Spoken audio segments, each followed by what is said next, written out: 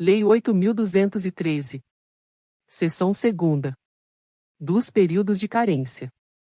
Art. 24. Período de carência é o número mínimo de contribuições mensais indispensáveis para que o beneficiário faça jus ao benefício, consideradas a partir do transcurso do primeiro dia dos meses de suas competências. Parágrafo único. Revogado pela Lei nº 13.457, de 2017. Artigo 25. A concessão das prestações pecuniárias do regime geral de previdência social depende dos seguintes períodos de carência, ressalvado o disposto no artigo 26. 1. Auxílio-doença e aposentadoria por invalidez, 12, contribuições mensais. 2. Aposentadoria por idade, aposentadoria por tempo de serviço e aposentadoria especial, 180 contribuições mensais. Redação dada pela Lei nº 8.870, de 1994. 3. Salário maternidade para asseguradas de que tratam os incisos 5 e 7 do caput do artigo 11 e o artigo 13 desta lei. 10. Contribuições mensais, respeitado o disposto no parágrafo único do artigo 39 desta lei, e redação dada pela Lei nº 13.846, de 2019.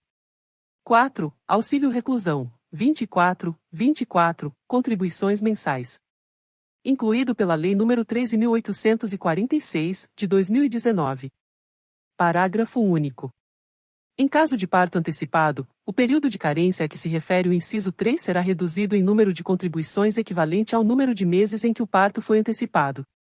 Incluído pela Lei nº 9.876, de 26 de novembro de 99. Artigo 26. Independe de carência a concessão das seguintes prestações. 1. Pensão por morte, salário família e auxílio acidente, redação dada pela Lei nº 13.846, de 2019. 2. Auxílio-doença e aposentadoria por invalidez nos casos de acidente de qualquer natureza ou causa e de doença profissional ou do trabalho, bem como nos casos de segurado que, após filiar-se ao RGPS, for acometido de alguma das doenças e afecções especificadas em lista elaborada pelos Ministérios da Saúde e da Previdência Social, atualizada a cada 3 anos, de acordo com os critérios de estigma, deformação, mutilação, deficiência ou outro fator que lhe confira especificidade e gravidade. Que mereçam tratamento particularizado, redação dada pela Lei nº 13.135, de 2015.